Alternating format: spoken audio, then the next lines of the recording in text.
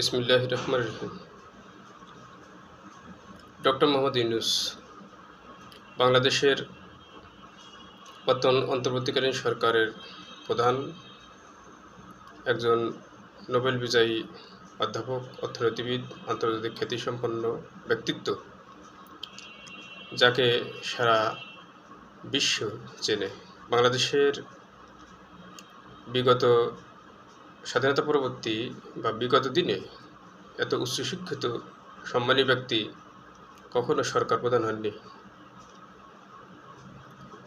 তিনি বর্তমানে লন্ডনে অবস্থান করছেন এবং বাংলাদেশের রাজনীতির বর্তমানে প্রধান ব্যক্তি জনাব তারেক রহমান, যিনি বাংলাদেশের সবচাইতে বড় দল বর্তমানে বাংলাদেশ জাতীয়তাবাদী দল বিএনপির ভারপ্রাপ্ত চেয়ারম্যান এবং বাংলাদেশের সাবেক রাষ্ট্রপতি শহীদ জিয়াউর রহমানের এবং সাবেক প্রধানমন্ত্রী,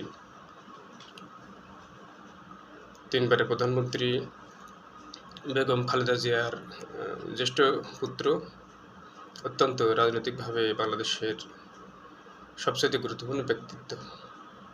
এই দুজনের আজকের একটা বৈঠক হচ্ছে লন্ডনে, যুক্তরাজ্যে।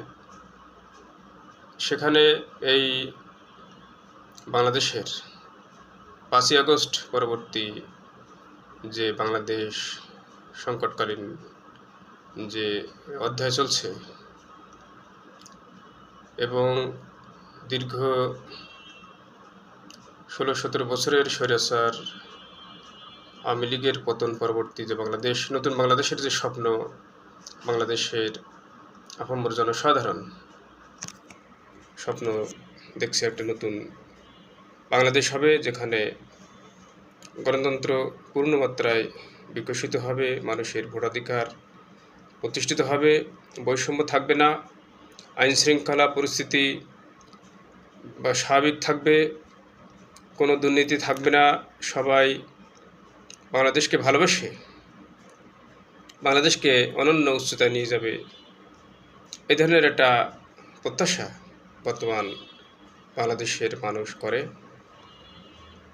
এই সরকার, অন্তর্বর্তীকালীন সরকার 10 মাস পার হলেও বা জনগণের সেই কাঙ্ক্ষিত স্বপ্ন আসলে পূরণ হওয়ার মতন তেমন কোনো লক্ষণ জাতি দেখছে না। বিশেষ করে বিএনপি এই 5ই আগস্ট পরবর্তী সময়ে নানান বিতর্কিত কর্মকাণ্ডে জড়িত হয়েছে। বিএনপির ভারপ্রাপ্ত প্রধান জনাব তারেক রহমান যদিও চাচ্ছেন যে বিএনপি একটা